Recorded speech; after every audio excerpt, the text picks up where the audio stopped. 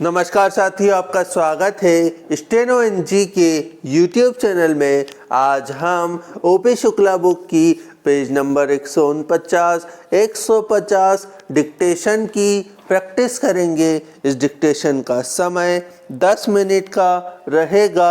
इसकी गति पहले 80, उसके बाद 100 शब्द प्रति मिनट की रहेगी।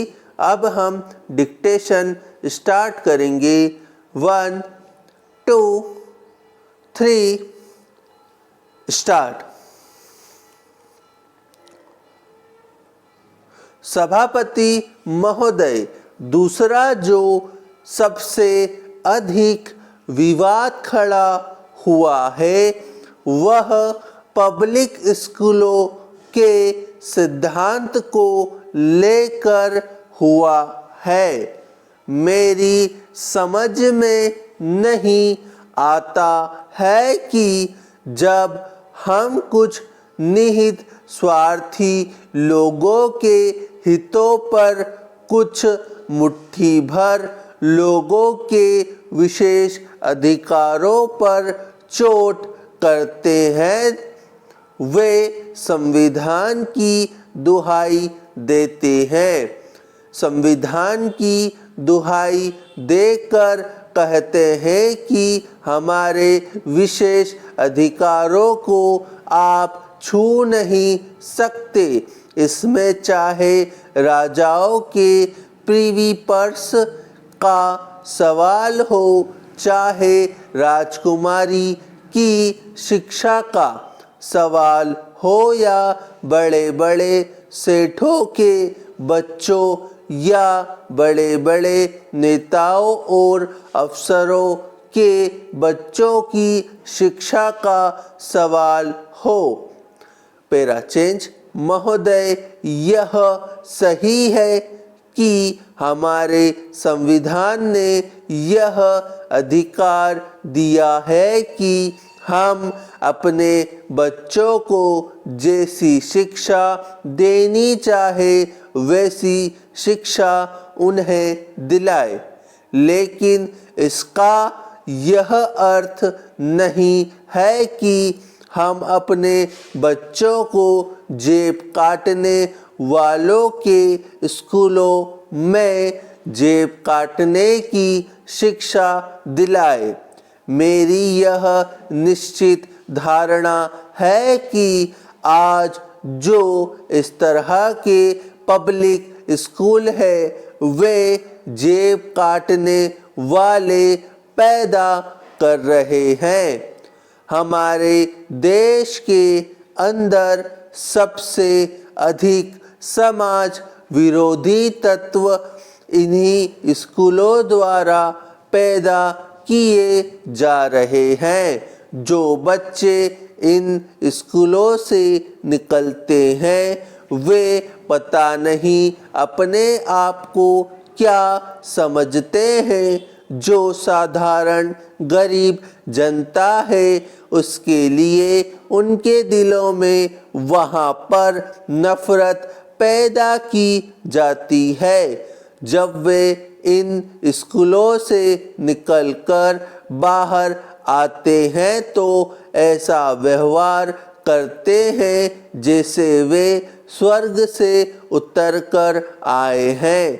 इन पब्लिक स्कूलों में हमारे देश की संस्कृति, हमारे देश के महान इतिहास, हमारे देश की शिक्षा से बच्चों के दिलों में नफरत पैदा की जाती है। इस प्रकार की शिक्षा जो हमारे इन पब्लिक स्कूलों में दी जाती है वह राष्ट्र विरोधी है, समाज विरोधी है और वह देश के लक्ष्यों, हमारे राष्ट्र के उद्देश्यों को प्राप्त करने में सहयोग प्रदान नहीं करती बल्कि उनमें बाधा डालती है। आश्चर्य की बात यह है कि लोक सेवा आयोग द्वारा जब नौकरी देने का प्रश्न आता है तो सबसे अधिक अवसर इन्हीं बच्चों को दिए जाते हैं। यही कारण है कि आज हमारी सेवाओं में जो आते हैं वे सब एक विशेष मनोवृत्ति लेकर आते हैं। वे देश की सेवा करने की मनोवृत्ति लेकर नहीं आते हैं, बल्कि अपने आराम की मनोवृत्ति लेकर आते हैं। मैं यह चाहता हूँ कि यदि यह वैधानिक प्रश्न हो तो हमें विधान में संशोधन करना चाहिए। अब हम इसी डिक्टेशन को 100 शब्द प्रति मिनट की गति से दोहराएंगे। 1 2 3 स्टार्ट। सभापति महोदय, दूसरा जो सबसे अधिक विवाद खड़ा हुआ है वह पब्लिक स्कूलों के सिद्धांत को लेकर हुआ है। मेरी समझ में नहीं आता है कि जब हम कुछ निहित स्वार्थी लोगों के हितों पर कुछ मुट्ठी भर लोगों के विशेष अधिकारों पर चोट करते हैं, वे संविधान की दुहाई देते हैं। संविधान की दुहाई देकर कहते हैं कि हमारे विशेष अधिकारों को आप छू नहीं सकते। इसमें चाहे राजाओं के प्रीवी पर्स का सवाल हो, चाहे राजकुमारी की शिक्षा का सवाल हो, या बड़े बड़े सेठों के बच्चों या बड़े बड़े नेताओं अफसरों के बच्चों की शिक्षा का सवाल हो। Para change. महोदय, यह सही है कि हमारे संविधान ने यह अधिकार दिया है कि हम अपने बच्चों को जैसी शिक्षा देनी चाहे वैसी शिक्षा उन्हें दिलाए, लेकिन इसका यह अर्थ नहीं है कि हम अपने बच्चों को जेब काटने वालों के स्कूलों में जेब काटने की शिक्षा दिलाए। मेरी यह निश्चित धारणा है कि आज जो इस तरह के पब्लिक स्कूल है वे जेब काटने वाले पैदा कर रहे हैं।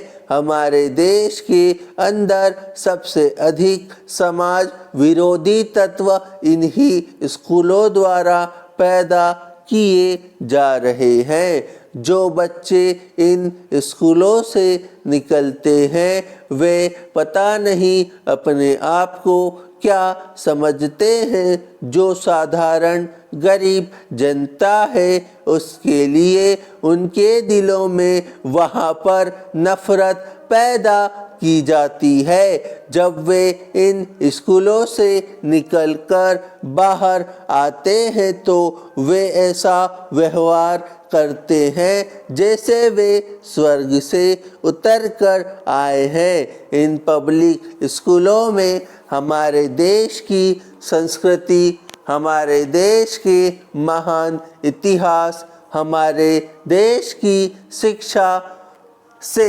बच्चों के दिलों में नफरत पैदा की जाती है। इस प्रकार की शिक्षा जो हमारे इन पब्लिक स्कूलों में दी जाती है वह राष्ट्र विरोधी है, समाज विरोधी है और वह देश के लक्ष्यों, हमारे राष्ट्र के उद्देश्यों को प्राप्त करने में सहयोग प्रदान नहीं करती बल्कि उनमें बाधा डालती है। आश्चर्य की बात यह है कि लोक सेवा आयोग द्वारा जब नौकरी देने का प्रश्न आता है तो सबसे अधिक अवसर इन्हीं बच्चों को दिए जाते हैं। यही कारण है कि आज हमारी सेवाओं में जो आते हैं वे सब एक विशेष मनोवृत्ति लेकर आते हैं। मैं यह चाहता हूँ कि यदि यह वैधानिक प्रश्न हो तो हमें विधान में संशोधन करना चाहिए। इससे पहले हम इतना तो कर ही सकते हैं कि इन पब्लिक स्कूलों और दूसरे सरकारी या गैर सरकारी स्कूलों में जो फीस में असमानता है वह असमानता न रहे। हम यह भी रोक लगा सकते हैं कि इस प्रकार के प्रत्येक स्कूलों में जब दाखिला किया जाए तो स्कूल के पड़ोस में नज़दीक में रहने वालों को अवसर दिया जाए। यदि हम ऐसा कर लेते हैं तो हमारे देश में सही मायनों में समानता आनी शुरू हो जाएगी और भेदभाव भी दूर होना शुरू हो जाएगा। तो उम्मीद है ये वीडियो आपको पसंद आई होगी। अगर पसंद आती है तो इसे लाइक करिए, चैनल पे नए हैं तो इसे सब्सक्राइब करिए। आज के लिए इतना ही। जय हिंद, जय भारत।